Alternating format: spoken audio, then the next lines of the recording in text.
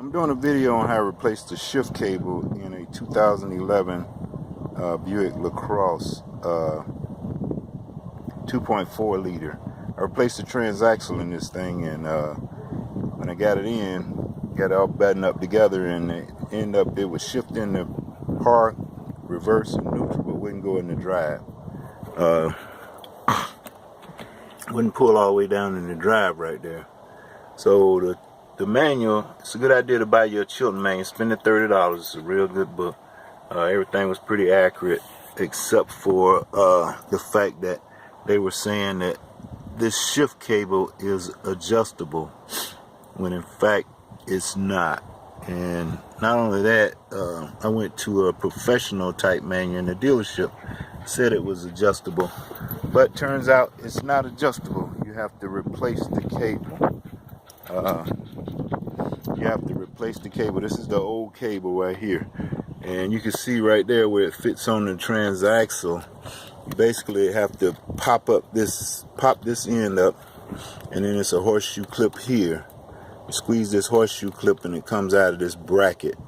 And then down at the firewall, the hardest part was down at the firewall where this piece goes through the firewall.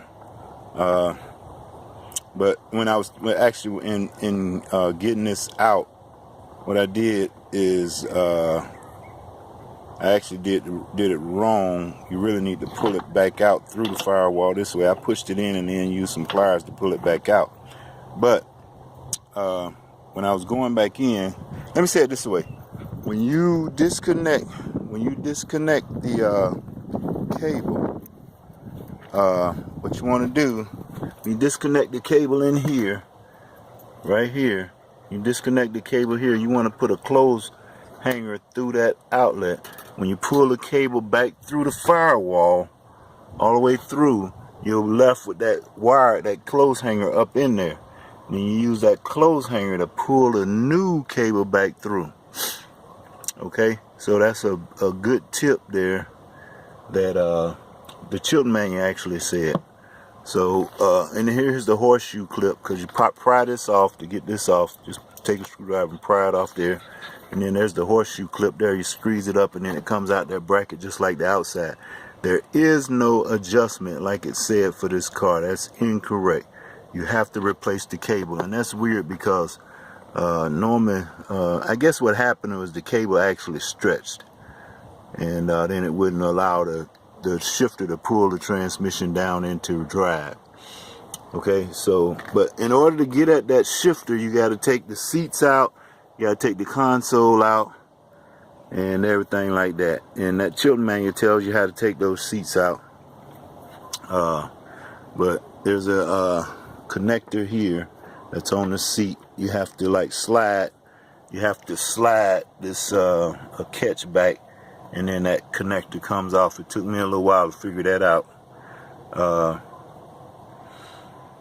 And then other than that, there's a few screws you got to deal with to get that console to come out over there. I got it laying on its side right now, and the cables wires are connected and stuff to it.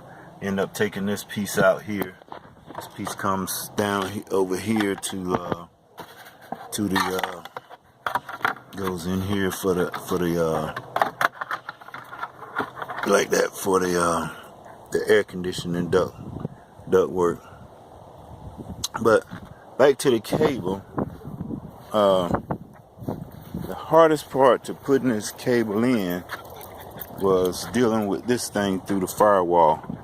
Thank God I got the notion to put a little Vaseline grease on there, because I really thought that this thing was too big to go through the hole. But once I put the grease on it, you have to squeeze it. You have to end up putting it inside the firewall hole down there. Let me see if I can zoom in down there. Yeah.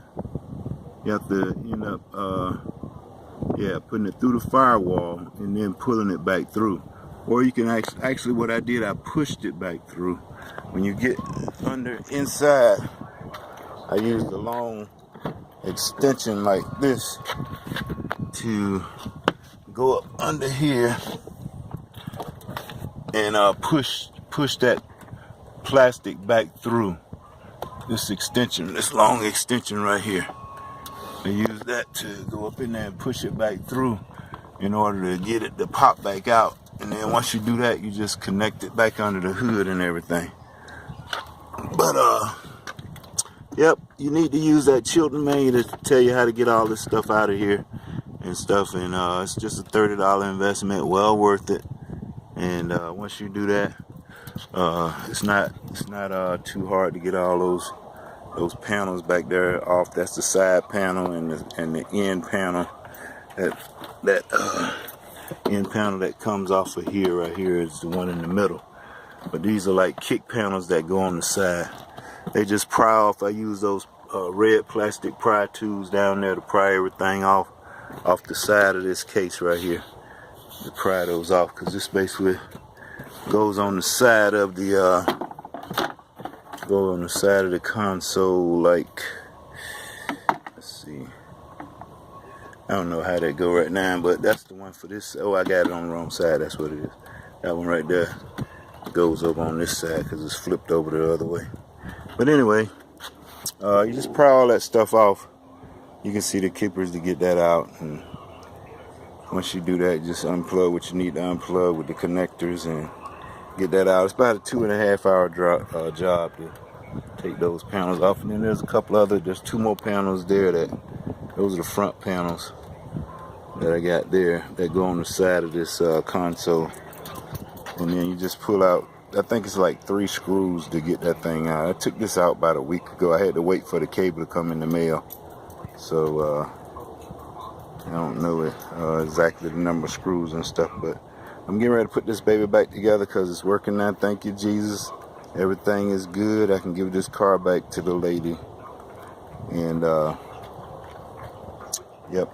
And now that putting that transaxle in, one thing I want to point out too is when you put the transaxle in, this thing has electric steering. So down here, down behind the between the firewall, right here, this is an electric motor. And on the back side over here, right there is 3 connectors. This big one here with the big wires, the big one on the bottom. On the bottom side of that connector is like a smooth, on the smooth part you can barely feel it, but on the bottom side of that big connector is where you squeeze it to get it off. It took us a long time to figure that out, to get that connector off, because this rack and pinion's got to go with the wheels and everything when you drop it from the bottom to get that transaxle out. But you got to disconnect those wires in order to do that. This big wire here, and it's three different wires, but one of them doesn't have to be connected. But I know, I just wanted to point out that big one is the one that's it's on the smooth part of that thing on the bottom side of it. There is a spot on the top side that looks like where you should disconnect it, but that part is not where you disconnect it. It's actually hidden down at the bottom side of that doggone connector.